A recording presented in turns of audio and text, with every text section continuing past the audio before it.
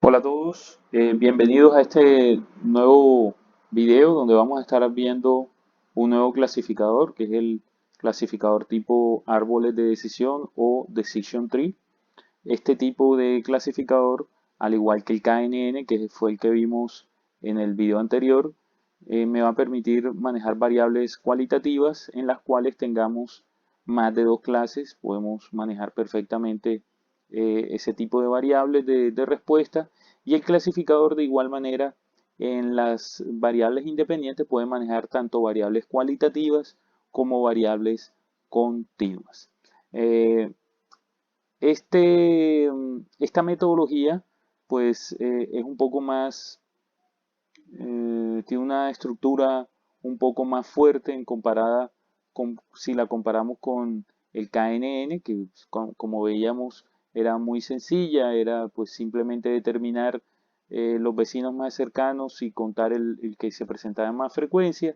Árboles de decisión sí, ya vamos a hacer unas particiones del espacio muestral teniendo en cuenta unas reglas y estas reglas pues son las que me van a permitir a mí en un momento dado tomar la decisión si una observación en particular pertenece a cualquiera de las clases que estemos analizando en nuestro problema. Entonces, ustedes en términos generales conocen lo que son los árboles de decisión, seguramente en su curso de investigación de operaciones 2 vieron árboles de decisión, eh, pero pues allá lo vieron desde otra perspectiva, simplemente o simplemente no, lo vieron fue para un proceso de decisiones teniendo en cuenta un objetivo que era maximizar o minimizar costos, teniendo en cuenta algunos valores esperados de que se presentaran teniendo en cuenta que se presentaran ciertos eventos con ciertas probabilidades asociadas. En este caso, pues vamos a construir unos árboles de decisión, pero no son como esos. Estos árboles de decisión nos van a permitir a nosotros es clasificar las observaciones.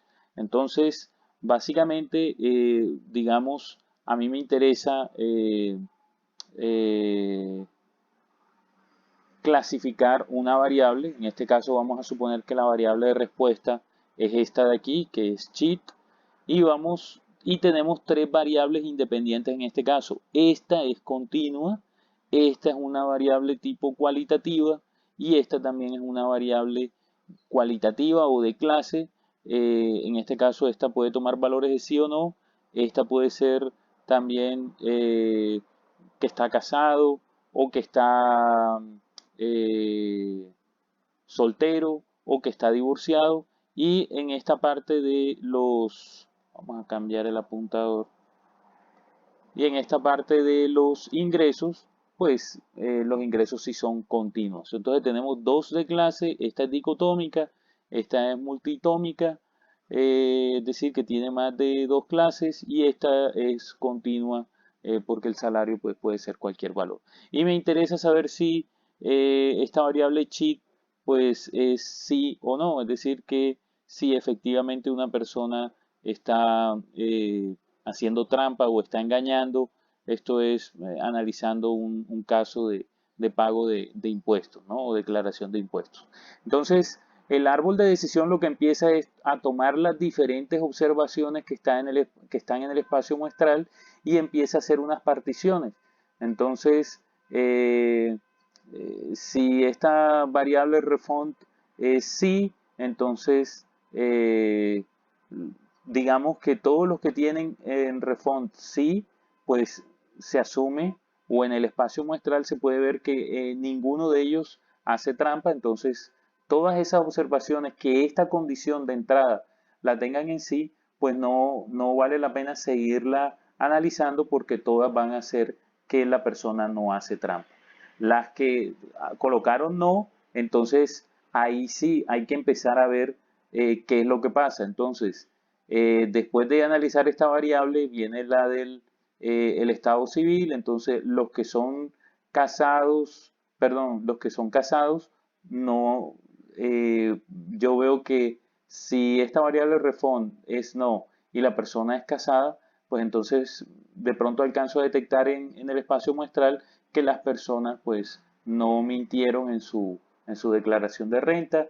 En cambio, los que son divorciados y solteros, pues dependiendo de su ingreso salarial, los que ganaron menos de 80.000 y los que ganaron más de 80.000, es posible que los que ganen menos de 80.000, la mayoría de las personas no haya hecho trampa, y los que ganen más de 80.000 efectivamente hayan hecho trampa. Entonces vamos a suponer que esta es la construcción del árbol de decisión. Esta observación en particular, ¿qué vendría a ser? Entonces, si ya yo tengo mi árbol de decisión eh, construido de esta manera, pues entonces ya yo puedo predecir una persona que yo esté analizándole su declaración de renta, si efectivamente hizo o no hizo trampa, y entonces poder ir a investigar más a fondo, digamos, el Departamento de Estado o la DIAN, o sea, cual sea la entidad que haga la investigación. Entonces puede decir, bueno, esta persona lo más seguro es que haya mentido en su declaración, entonces vamos a hacerle una revisión más a fondo de la misma. Entonces, en este caso en particular, vamos a ver, refund es no, perfecto. Su estado civil es casado, ¿sí? Entonces, lo más seguro es que no haya mentido en su declaración de renta, y no vale la pena ni siquiera mirar sus ingresos, porque ya aquí el árbol de decisión, cuando se construyó, pues me muestra que lo más probable es que esta persona no haya mentido en su declaración de renta. ¿Cómo se consume, cómo se construye el árbol de decisión? Pues lo vamos a ver con más calma a lo largo de la presentación. Lo vamos a ver de manera general, no vamos a entrar en la parte matemática. Les voy a explicar brevemente o darles una idea general de cómo opera, pero nosotros no vamos a hacer esos cálculos que están detrás de cada una de estas ramificaciones que estamos viendo acá. Entonces, obviamente nosotros tenemos un espacio muestral, y a partir de este espacio muestral es que yo empiezo a construir estas reglas. Por ejemplo, si yo miro el refund, veo que todos los que tienen yes, ¿sí? Si este tiene yes, no hizo trampa. Entonces, eso me da para mí yo poder tomar la decisión, bueno, entonces la variable refund, que solamente tiene dos posibilidades, entonces vamos a colocarle a los que son, a los que colocaron sí, o los que están clasificados como sí en refund, pues esas personas lo más seguro es que no hayan mentido en su declaración de renta. Los que tienen no, lo más seguro es que algunos hayan mentido, pero entonces vamos a analizar ahora de acuerdo con el estado civil. Entonces, si yo veo el estado civil, puedo crear estas dos reglas, y después si veo el ingreso, pues puedo ver que hay estas dos reglas, y son las que me van a permitir a mí hacer la clasificación como la hicimos en la diapositiva anterior. Eh, los árboles de decisión se pueden construir de una manera distinta. No, digamos, este de aquí, yo arranqué por refund, después marital status, y después los ingresos. Marital status, el estado civil. Entonces miren que me dio este árbol, pero yo perfectamente había podido arrancar por estado civil, como acá, ¿sí? Obtengo otro árbol de decisión, y seguramente pues voy a poder clasificar la observación que teníamos ahorita, que era que la persona en refund tenía no, estaba casada, el ingreso era 80.000 y nos había dado que no.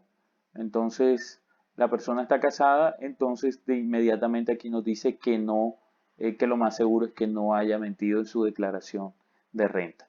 Pero bueno, independiente de que podamos obtener el mismo resultado, ¿cuál, en este caso en particular, pues, cuál es la mejor estrategia para construir el árbol de decisión? Entonces, para poder construir el árbol, que era lo que yo les comentaba ahorita, hay unos análisis matemáticos que se hacen, que nosotros no vamos a profundizar en eso, pero simplemente quiero que tengan claro que existe, que no se construye el árbol de una manera caprichosa. Eh, Hay diferentes formas de construirlo. Una es la estrategia greedy, eh, que es un problema tipo NP. Hay otro algoritmo que es el divide y vencerás, en el cual se comienza con todos los ejemplos de entrenamiento en la raíz del árbol de decisión y los ejemplos se van dividiendo en función del atributo que se seleccione para ramificar el árbol en cada nodo. Los atributos que se usan para ramificar se eligen en función de una heurística. Los criterios de parada, cuando se detiene la construcción del árbol de decisión, cuando todos los ejemplos que quedan pertenecen a la misma clase, cuando no quedan atributos por los que se pueda ramificar y cuando no nos quedan datos que clasificar. Esos son los tres criterios de parada.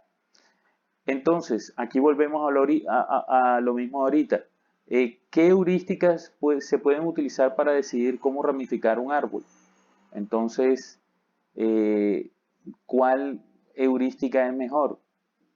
Entonces, las heurísticas que vamos a mirar o les voy a comentar, hay una que es la de ganancia de información y otra es la heurística Gini, aunque existen muchas otras reglas para poder ir construyendo el árbol. ¿Qué es la ganancia de información? Bueno, estas heurísticas de ganancia de información, vamos a ver aquí. Esta heurística de ganancia de información trabaja con algo que se llama la entropía. Entonces la entropía tiene que ver con los datos positivos o datos negativos, es decir, la proporción de datos que voy a clasificar que pertenecen a la clase y los que voy a clasificar que no pertenecen a la clase en particular, digamos que tuviéramos dos clases, a partir de ese nodo. Esa entropía se calcula con, si hago otro tipo de ramificación, cuál sería la entropía y se mira la ganancia de información, es decir, cómo cambia la entropía al hacer las particiones de una manera u otra. Básicamente eso es lo que está detrás de eso. Hay una fórmula matemática que está basada en logaritmos, en proporciones, y es una sumatoria de esos productos. Y eso es lo que me permite a mí tanto calcular la entropía como poder calcular la ganancia de información que viene a ser cómo cambia la entropía entre esos dos tipos de particiones o en diferentes formas de hacer la partición. Entonces, obviamente, pues se toma la decisión por la partición que nos permita una mayor ganancia de información.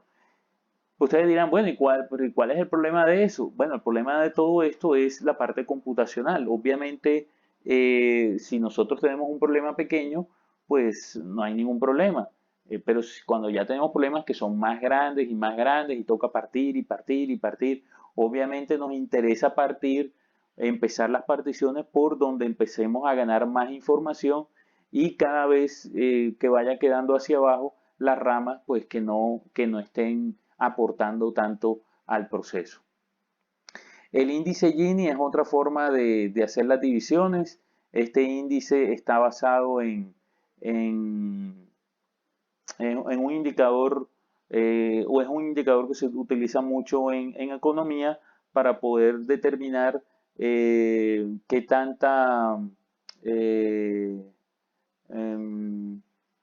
o qué tanta o si la riqueza está distribuida desigualmente, es decir, qué tanta desigualdad hay entre los ingresos de las personas en un país.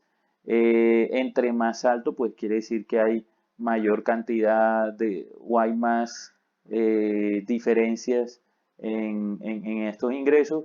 Y de una manera similar, pues a mí me interesaría hacer el cálculo del índice de Gini. Entonces, si hago una partición o una ramificación de una forma, yo podría calcular ese índice y podría estimarlo también si hago la partición de otra forma y obviamente me va a interesar dónde irme, donde haya una mayor desigualdad, es decir, que yo puedo hacer una mejor diferenciación entre los datos y por consiguiente mejorar la clasificación entre las diferentes categorías que esté trabajando. Entonces, básicamente eso es lo que está detrás de esto. No, como les digo, simplemente les hago ese comentario general. El que esté interesado, pues me escribe y quedamos en contacto y yo les voy explicando un poco más del tema. Pero básicamente eso es lo que está tanto detrás de el proceso de ganancia de información y el proceso de índice de Gini. El problema del sobreaprendizaje, bueno, entonces hay algo que es cierto, que los árboles de decisión en ocasiones tienden a ajustarse demasiado al conjunto de entrenamiento. Demasiadas ramas del árbol reflejan anomalías en el conjunto de entrenamiento, es decir, ruido o outliers. Outliers son datos atípicos. Entonces, si de pronto yo en mi conjunto de entrenamiento tenía muchos datos atípicos, él va a hacer todas esas ramificaciones tratando de entender esos datos atípicos, pero como son atípicos, cuando ya tú lo vayas a usar en la vida real, pues él no te va a clasificar adecuadamente las observaciones del conjunto de prueba o las observaciones de la vida real, ¿sí? Como el árbol resultante es más complejo de lo que debería ser y como consecuencia disminuye la precisión del clasificador a cara de nuevas situaciones. Una vez construido el árbol se van eliminando algunas ramas utilizando un conjunto de datos distinto al conjunto de entrenamiento. Eso se llama la técnica de la poda. Entonces, esto de aquí está relacionado con esto de acá, pues yo voy mirando que hay unas ramas que efectivamente no aportan nada, que de pronto trataban de explicar algún atípico. Entonces, cuando hago el conjunto, comparo contra el conjunto de prueba, pues puedo tomar la decisión de podar algunas ramas del árbol porque veo que en realidad no están aportando al proceso de clasificación. La ventaja de los árboles de decisión es que son de fácil interpretación cuando son pequeños, son rápidos para clasificar nuevos datos y tienen una precisión comparable a otras técnicas. Reglas a partir de un árbol de decisión se pueden simplificar o generalizar las reglas para tomar decisión, aunque entonces dejan de ser mutuamente excluyentes. Varias reglas pueden ser válidas para un mismo ejemplo. Hay que establecer un orden entre las reglas o establecer una lista de votación.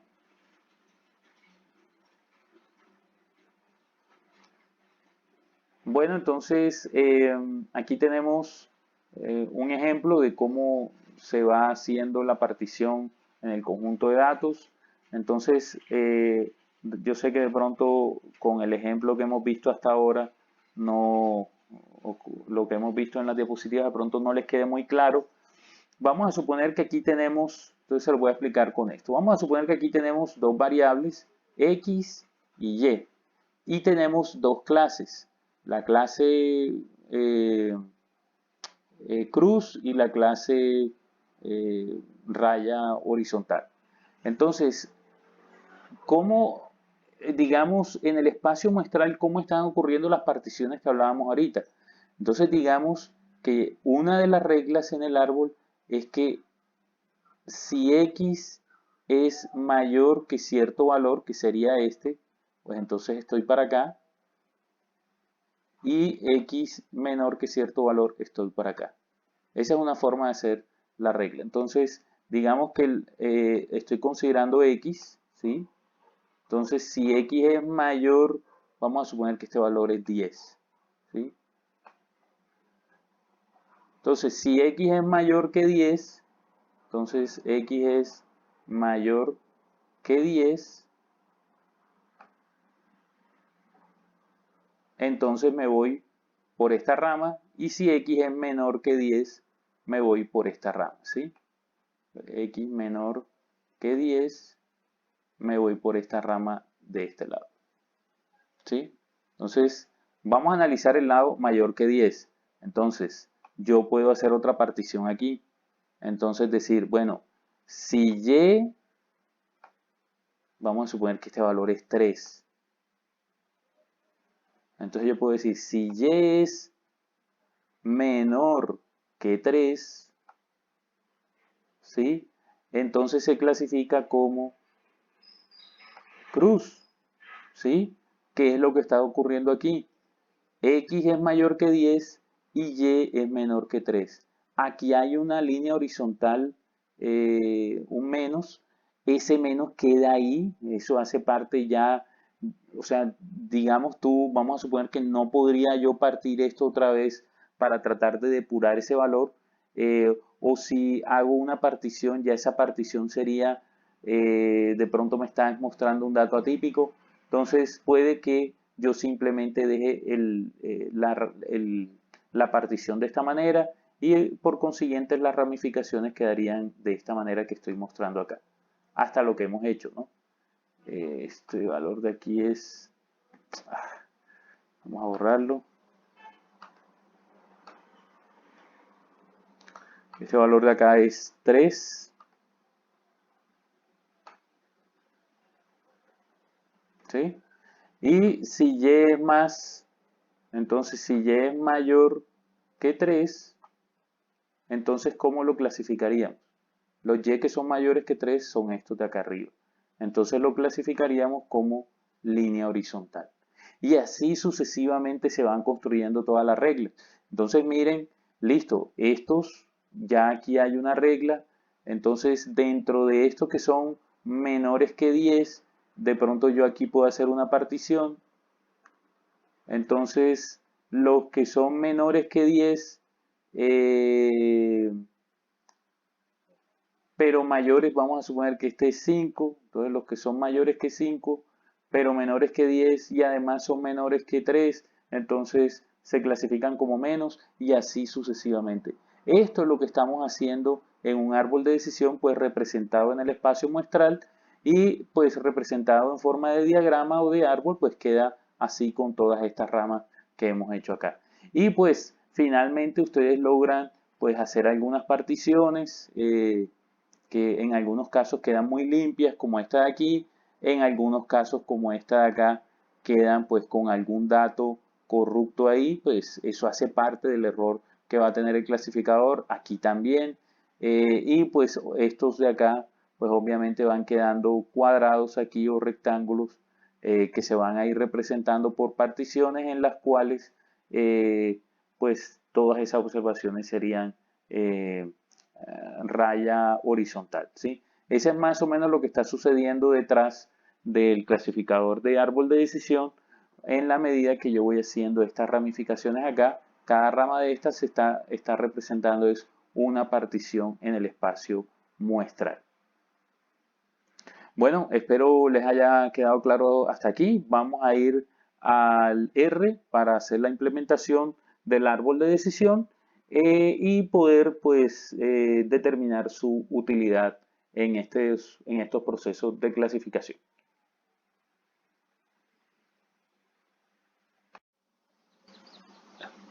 Bueno, estamos ya en R.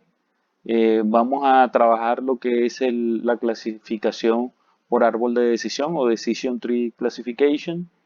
Les recuerdo fijar como directorio de trabajo donde tienen el archivo, que es el mismo, el de Social Network Ads. Les recuerdo, entran aquí a More y le colocan aquí colocar como directorio de trabajo, ¿sí? Entonces, pues lo mismo de siempre, vamos a importar el conjunto de datos. Aquí está. Obviamente ya aquí vamos a tener el dataset. Perdón, vamos a decirle que nos lo muestre aquí. Sí, es este, perdón. Ya aquí le hemos removido la columna 1 y 2. Vamos a decirle que a codificar la variable de respuesta como un factor. Entonces ya ahí lo tenemos. Toda esta parte de acá que es crear el conjunto de prueba, escalar las variables continuas en variable escalar las variables continuas de tal manera que la de mayor tamaño o mayores valores no opaque la otra. Esto ya también lo conocen ustedes. Lo seleccionan y le dan correr. Aquí ya viene una parte distinta. Entonces vamos a crear el modelo a partir del conjunto de entrenamientos. Lo que vamos a crear, acuérdense que es el Decision Tree. Entonces necesitamos tener instalada esta librería que es rpart. Entonces simplemente la señalan, la corren.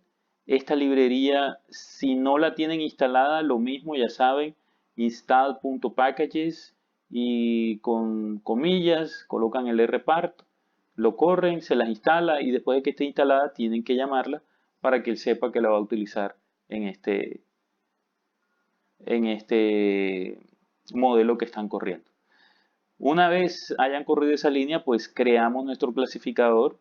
Miren que aquí él nos pide en la fórmula, entonces nosotros aquí le estamos diciendo que la variable dependiente es el purchase, es decir, si compró o no, y que va a depender de todas las variables que están en el archivo. Acuérdense que en el archivo solamente tenemos dos variables independientes que son la edad y los ingresos.